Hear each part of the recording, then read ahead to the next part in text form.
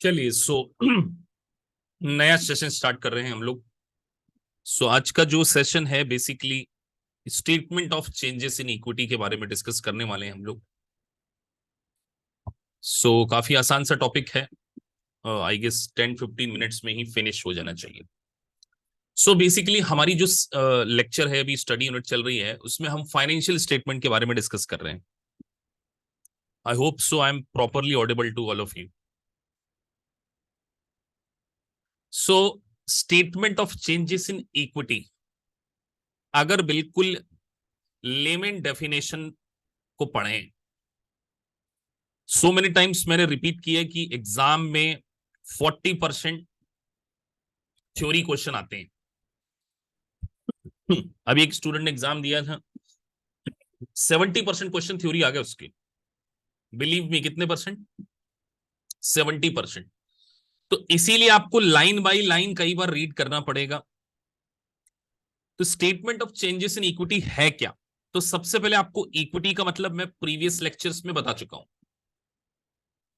तो opening balance और closing balance के बीच का रिकॉन्सिलेशन क्या है? Statement of changes in equity. मतलब अगर आपके पास बिगिनिंग ऑफ द ईयर जो इक्विटी थी और क्लोजिंग ऑफ द ईयर जो इक्विटी थी, तो ड्यूरिंग द ईयर जो भी चेंजेस आए हैं इक्विटी के बैलेंसेस में, उसको एक स्टेटमेंट के फॉर्म में अगर आप प्रेजेंट करते हैं, that is called statement of changes in equity. एक इंपॉर्टेंट बात जो एमसीक्यू में देखने को मिलेगी, statement of changes in equity और स्टेटमेंट ऑफ रिटेन अर्निंग, तो दोनों अलग अलग हैं।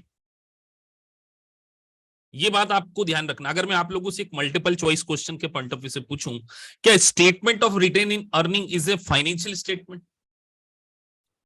क्या ये फाइनेंशियल स्टेटमेंट है? कितनों को लगता है यस? नहीं, ये फाइनेंशियल स्टेटमेंट नहीं है। Statement of changes in equity is a financial statement, और statement of changes in equity के अंदर हम प्रिपेयर करते हैं स्टेटमेंट ऑफ रिटेन अर्निंग। तो ध्यान रखिए, जो 4 फाइनेंशियल स्टेटमेंट हमने पढ़े उसमें से एक है statement of changes in equity. तो statement of changes in equity basically बात करता है बिगिनिंग और क्लोजिंग बैलेंस का रिकंसिलेशन। सर एग्जांपल के तौर पे समझा दीजिए। जैसे मान के चलिए आपके पास ओपनिंग कॉमन स्टॉक थे, ठीक है सर, ओपनिंग हमारे पास कॉमन स्टॉक थे, लेट से 80,000 है, और क्लोजिंग में हमने देखा कि लेट से वो 95,000 है। तो इसका मतलब ड्यूरिंग द ईयर 15,000 का इंक्रीज हुआ है सर। ये क्या है? What is this? इसका मतलब हमने न्यू शेयर्स क्या किए हैं? इशू किए। तो सर इक्विटी के अंदर क्या क्या आता है हमने पढ़ा हुआ है। कॉमन शेयर, कॉमन स्टॉक बोल लीजिए उसको, कॉमन स्टॉक, रिटेन्ड अर्निंग, और ओसीआई, और क्या आता है? एडिशनल पेड इन कैपिटल, और क्या आता है? लेस कर देते हैं हम ट्रेजरी स्टॉक। तो इनके बैलेंस का रिकंसिलेशन ही क्या है sir? Statement of changes in equity. Preference share sir, preference share is also part of equity.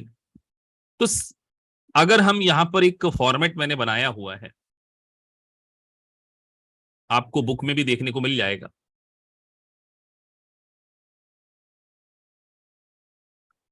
तो अगर आप यहां नोटिस करें तो बिगिनिंग रिटेन अर्निंग आपको गिवन है, ये टोटल इक्विटी $500। उसके इसमें बहुत सारी चीजें, retained earning, accumulated other comprehensive income, common stock, additional paid in capital, और ट्रेजरी स्टॉक क्या करते हैं हम? माइनस करते हैं। तो आप देखिए बिगिनिंग में रिटेन अर्निंग आपके पास कितनी थी? 350 थी, एंड में आपके पास 400 है। तो इसका मतलब सर 50 से हमारी रिटेन अर्निंग इंक्रीज हो रही है। यस सर, इंक्रीज हो रही है। तो इसका मतलब हमने 150 ड्यूरिंग द ईयर कमाया है, और डिविडेंड जो है डिक्लेयर किया है उसको हमने सब्सट्रैक्ट किया है। तो एक बात आपको ध्यान रखना है कि जो डिविडेंड है वो हमेशा किस में से दिया जाएगा सर? रिटेन अर्निंग से दिए थे। तो ये आप जो आइटम्स देख रहे हैं, retained earning, AOCI, common stock, additional paid in capital, treasury stock, अगर आप पूरे लेक्चर को फॉलो करते हुए आ रहे हैं, अगर आप प्रॉपर आज तक अपडेटेड हैं, तो मैंने ऑलरेडी डे 1 पे आपको इक्विटी का मतलब समझा दिया। जो स्टूडेंट अगर आज पहली बार क्लास में बैठ रहे हैं, माइट बी पॉसिबल है कि वो कहीं ना कहीं थोड़ा सा स्ट्रगल करें अगर आपको इक्विटी की डेफिनेशन नहीं पता है। बट सर इक्विटी में ये 5 चीजें आती है, तो ओपनिंग और क्लोजिंग के बीच का रिकंसिलेशन क्या है? Statement of changes in equity. अब सर इतनी सी बात होती तो हम इसको खत्म कर देते, लेकिन कई बार इसमें टेक्निकल क्वेश्चन पूछ लिए जाते हैं, और मैं आज आपको कुछ क्वेश्चन भी करवाऊंगा और आपसे पूछूंगा कि आपको सही समझ में आया है कि नहीं आया, क्योंकि एमसीक्यू आपको सॉल्व करना पड़े। किसी स्टूडेंट को कोई डाउट हो तो पूछ सकते हैं सर यहां पर, क्योंकि statement of changes in equity सिर्फ यही है कि ओपनिंग बैलेंस और क्लोजिंग बैलेंस में किस रीजन से चेंज आ रहा है। जैसे आप यहां पे देखिए, अगर हमारे पास ट्रेजरी स्टॉक स्टार्टिंग में 20 था और एंड में 35 हो गया, तो 15 से ही इंक्रीज हो गया है ना। तो इसका मतलब हमने क्या किया, और अपने ही कंपनी के शेयर्स को क्या कर लिया है, बाय बैक कर लिया है। ट्रेजरी स्टॉक मतलब जब आप आपकी ही कंपनी के शेयर्स को बॉट बैक कर लेते हैं, that is called treasury stock. तो ट्रेजरी स्टॉक बेसिकली क्या होता है, आपका टोटल इक्विटी में से सब्सट्रैक्ट किया जाता है। ठीक है सर, ये बात बहुत नॉर्मल सी थी। तो मैंने यहां पे नीचे मेंशन किया हुआ है, स्टेटमेंट ऑफ रिटेन अर्निंग और statement of changes in equities are different things. तो रिटेन अर्निंग क्या है, ओपनिंग बैलेंस और क्लोजिंग बैलेंस का रिकंसिलेशन है। This statement is not separately reported. MCQ का क्वेश्चन है ये। मैं बार बार आपको बोलता हूं कि एमसीक्यू कई बार वर्ड टू वर्ड पूछ लिए जाते हैं। The statement is not separately reported. Instead, it is reported as a part of statement of changes in equity. तो देखिए, ये जो रिटेन अर्निंग हमने इसी के अंदर बनाई हुई है।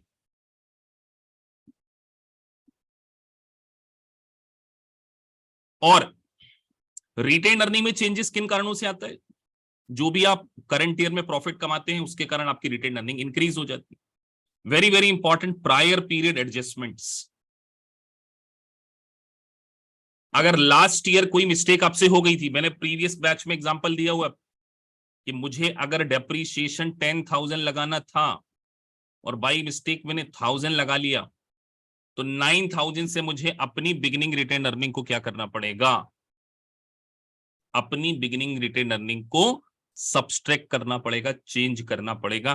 तो what ever kind of prior period adjustments होंगे, उसका इंपैक्ट आपको क्या करना पड़ेगा, देना पड़ेगा इक्विटी। खत्म सर, इतना सही था, सच में इतना सा था सर। यस। तो आगे अगर हम बढ़े, उसके पहले 7 क्वेश्चंस आपको सॉफ्टवेयर में गिवन है। कितने? Only 7 question. So let's try few questions. 7 questions given है, और ये 7 क्वेश्चन अगर आपको आ गए तो इसका मतलब आपको statement of changes in equity अच्छे से आ गया।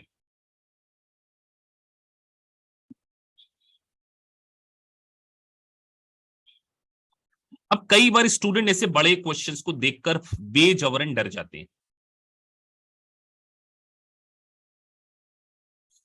सो सर अब अगर हम इस क्वेश्चन को करने जाएं, तो हमेशा मैं आपको बोलता हूं कि स्टार्ट फ्रॉम दी बॉटम। क्या पूछ रहे हैं क्वेश्चन में? रिपोर्ट टोटल इक्विटी दिसंबर 31 ईयर 6 बैलेंस शीट। तो 6 ईयर की बैलेंस शीट में आपको टोटल इक्विटी का बैलेंस बताना है। चलिए शुरू हो जाइए। अगर आपने क्वेश्चन याद नहीं किया है तो आप बताइए। तो सर 600,000 कॉमन स्टॉक तो आ ही जाएगा, एडिशनल पेड इन कैपिटल भी आ ही जाएगा, तो 6 और 8 हो गया आपका 14। ट्रेजरी स्टॉक यहां से माइनस कर दें, ट्रेजरी स्टॉक इक्विटी में से सब्सट्रैक्ट होता है, तो 14 माइनस 15 कितना हो गया? 13,50,000। Net unrealised holding loss, loss loss, इसको भी माइनस कर दें, तो कहां तक थे हम? 13,50,000 माइनस 20 कितना होता है? तो ये हो गया सर 13,30,000। और उसके बाद रिटेन अर्निंग के दो बैलेंसेस लिखे हुए हैं, appropriate for uninsured earthquake losses और रिटेन अर्निंग अनएप्रोप्रिएटेड। अब यही पॉइंट मेरे को समझाना था, इसलिए मैंने इस क्वेश्चन को पूरा रीड किया। रिटेन अर्निंग क्या है? Accumulated profits. मेरे पास कुछ प्रॉफिट पड़ा था, उसमें से मैं कुछ स्पेसिफिक पर्पस के लिए अलॉट कर दूं। मैं अब आपसे एक क्वेश्चन पूछता हूं, क्वेश्चन तो मैंने कराना ही है। मेरे पास लेट से RE का बैलेंस बेटा 10 लाख है, इसमें से 2 लाख का मैंने कोई अनयूजुअल सर्कमस्टांसेस ना आ जाए, कोई कंटिजेंसी ना आ जाए, उसके लिए एप्रोप्रिएट कर लिया, और बाकी 8 मैंने एज ए फ्री रिजर्व रखा हुआ है, जिसमें से मैं डिविडेंड बांट सकता हूं, ये फ्री है। दोनों ही पार्ट ऑफ इक्विटी है कि नहीं है? कोई कंटिजेंसी आएगी तो भी उसके लिए यूज कर सकता हूं, still is a part of equity. तो इस क्वेश्चन में जो हम कर रहे थे, इसमें भी ये इक्विटी का पार्ट है, तो सबको प्लस कर दीजिए सर। तो आई गेस 13,30,000 था प्लस 350, तो 16,80,000 would be the correct answer. बहुत सिंपल क्वेश्चन था, लेकिन इस क्वेश्चन में डिस्कशन करने के लिए एक पॉइंट था कि सर एप्रोप्रिएशन और unappropriation both is a part of equity. चलिए सर आगे अगला क्वेश्चन करते हैं।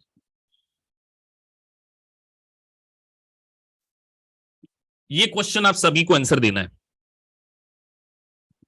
कई बच्चे लाइव क्लास में आंसर नहीं दे पाते हैं, आई कैन अंडरस्टैंड, कॉन्सेंट्रेशन नहीं हो पाता होगा, बट स्टिल अभी आपको कोई नहीं देख रहा, रीड दिस क्वेश्चन, मैं पॉज कर रहा हूं वीडियो ऑडियो। चलिए तो हम समझते हैं एक्चुअल में क्वेश्चन क्या बोल रहा है। लास्ट, ध्यान से पढ़ें last line, ball's year statement year 4 statement of changes in equity should report as a increase of. अब उन्होंने खुद ने क्वेश्चन में बोल दिया कि इंक्रीज होगा, और 4th ईयर की बैलेंस शीट में। तो सबसे पहले आपको यहां पर ध्यान देना है कि एक डेट सिक्योरिटी गिवन है, क्वेश्चन में क्या लिखा है, डेट सिक्योरिटी। तो ध्यान रखिए डेट सिक्योरिटी को हमेशा फेयर वैल्यू पे मेजरमेंट किया जाता है। तो सर ईयर 3 पर 1,50,000 कॉस्ट थी, उसको फेयर वैल्यू पे मेजरमेंट किया, 130 पे लेकर आ गए। मतलब सर हमने 3rd ईयर में लॉस बुक कर लिया होगा 30,000। ध्यान रखिए available for sale debt securities को फेयर वैल्यू पर मेजरमेंट किया जाता है। तो 150 की कॉस्ट को 130 पे लेकर आ गए, 30,000 का लॉस बुक कर लिया 3rd ईयर में। अब 4th ईयर में फिर से उसकी फेयर मार्केट वैल्यू बढ़ गई, तो 130 से 160 हो गया, इसका मतलब 30,000 का हमें प्रॉफिट होगा। ये प्रॉफिट कहां जाएगा बेटा, इसका आंसर दो मुझे। सर ये प्रॉफिट जाएगा 30,000 OCI, अदर कॉम्प्रिहेंसिव इनकम, और सर आप बार बार बोलते हो कि OCI is also part of equity, तो इसका मतलब 30,000 would be the correct answer. अब आपको इतना सब कुछ पढ़ने की जरूरत नहीं है, क्लियर था, सिंपल क्वेश्चन था सर। अब देखिए एक बड़ा क्वेश्चन, मैं यहां पे आज आपको कुछ बड़े क्वेश्चन खुद कराना चाहता था, इसलिए मैंने लिया। हो सकता है कि आप इस क्वेश्चन को सही कर लेते, लेकिन एक लेसन मैं आपको इस क्वेश्चन के थ्रू देना चाहता हूं। क्या लेसन देना चाहते हैं सर? कुछ तो इस बात होगी जो आपने इस क्वेश्चन को चूज किया और आप बात बोल रहे हैं कि इस क्वेश्चन के अंदर लेसन क्या है। इस क्वेश्चन को करने के साथ साथ आपको एक लेसन ये लेके जाना है कि क्वेश्चन को बहुत माइन्यूटली पढ़ना आना चाहिए। अगर आपने इस क्वेश्चन को बिना देखे सॉल्व कर लिया और पहले सॉल्व नहीं किया था, तो आप एक बहुत अच्छे स्टूडेंट की कैटेगरी में फॉल होते हैं। अब देखिए क्वेश्चन में क्या लिख रहे हैं, अगेन नीचे से, in the year 1 statement of equity United total amount of equity. आपको टोटल अमाउंट ऑफ इक्विटी बताना है, मतलब सर ये सब प्लस माइनस करना होगा। तो इक्विटी को कैलकुलेट करने के आपने 2 तरीके से बताए थे सर। एक आप किस तरफ चले जाएं, एसेट साइड से चले जाएं या इक्विटी साइड से चले जाएं। तो बहुत ज्यादा स्टूडेंट मालूम है क्या करेंगे, होशियार बनेंगे, बोले यार अपने को तो पता है सीधे 20 लाख इज द इक्विटी। एक गलती आप ये कर सकते थे ना सर, आपने तो हमेशा सिखाया है कि इक्विटी, लेकिन एक चीज ये ध्यान रखिए क्वेश्चन एक छोटी सी बात ऊपर लिखी हुई है। सबसे पहले तो आप लोग अपना अपना आंसर दीजिए इसमें।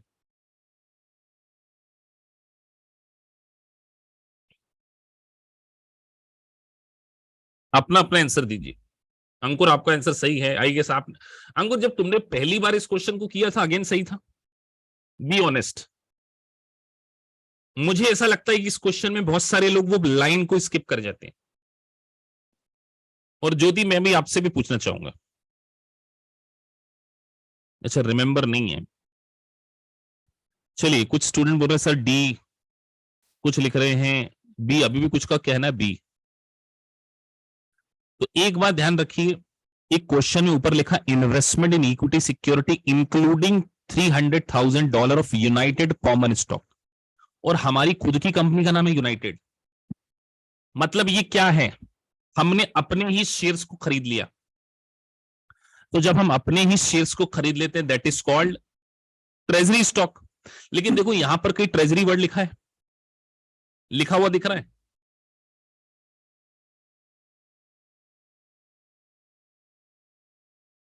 सर आपने तो सिखाया था कि इक्विटी में से ट्रेजरी को माइनस करके दिखाते, यहां तो माइनस नहीं किया है सर।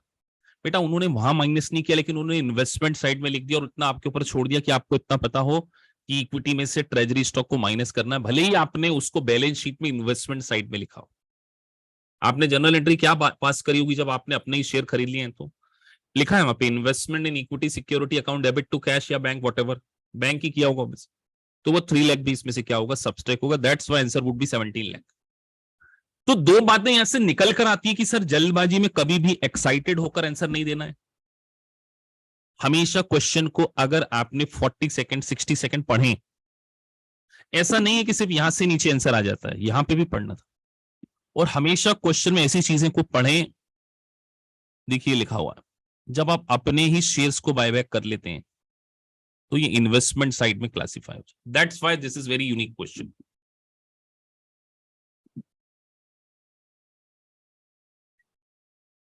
एक सेकंड, अगला question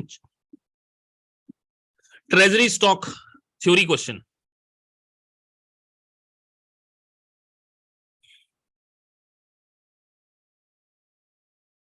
recorded in the statement of financial position, increase in asset, decrease in assets, increase in shareholder or equity और decrease in shareholder equity, सबका सही होना चाहिए सर, सिंपल क्वेश्चन था। Again another question. तो CPA उतना difficult नहीं है अगर आपके कॉन्सेप्ट क्लियर है तो।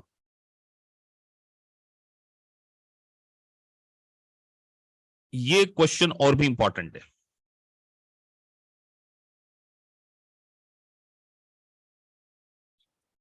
Company pay more than fair value to acquire treasury stock.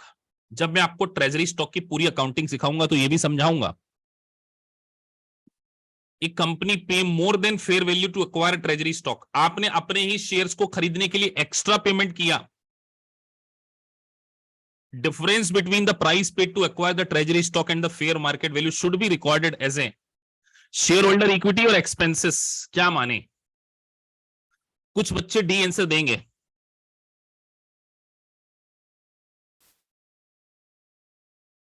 कितनों को लगता है डी लिखना जरा बेटा? सर हमने हमारे शेयर खरीदे, मतलब 50,000 के शेयर थे, हमने उसके लिए 55,000 का पेमेंट किया, तो 5,000 का एक्स्ट्रा पेमेंट किया। तो ध्यान रखिए जब आप अपने ही एक्स्ट्रा शेयर को खरीद लेते हैं,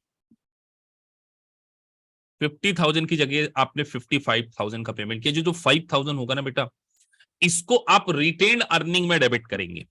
कहां डेबिट करेंगे? या तो एडिशनल पेड इन कैपिटल में डेबिट करेंगे या रिटेन अर्निंग। और ये रिटेन अर्निंग और एडिशनल पेड इन कैपिटल दोनों ही कहां पर आते हैं?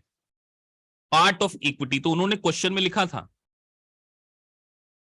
तो बहुत सारे स्टूडेंट सी बोल देंगे। हाँ,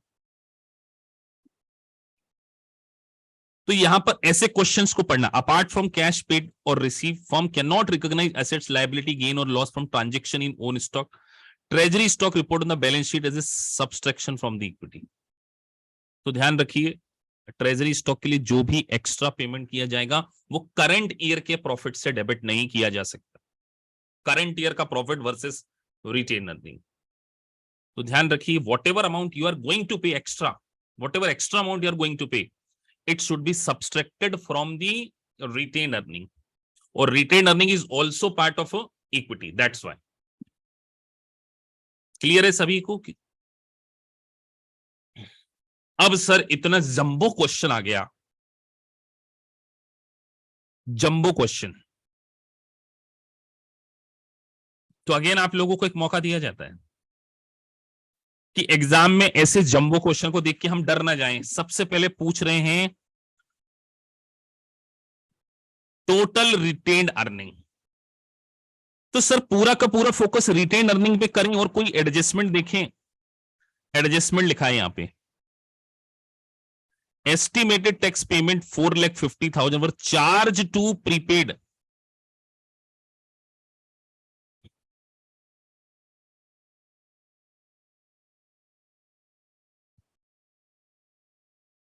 हमने एक 4,50,000 का पेमेंट था, वो था एस्टिमेटेड टैक्स पेमेंट, उसको हमने प्रीपेड टैक्सेस में डेबिट कर दिया। तो अब आपसे पूछा गया है क्वेश्चन में रिटेन अर्निंग, तो एग्जाम में रिटेन अर्निंग के ऊपर पूरा फोकस करना है। ये रिटेन अर्निंग से रिलेटेड ये चीजें दी हुई हैं, क्रेडिट क्रेडिट साइड, और देखिए ऊपर क्या लिखा, ट्रायल बैलेंस लिखा है, बैलेंस शीट में लिखा है, ये भी बड़ी इंपॉर्टेंट लाइन है, ट्रायल बैलेंस।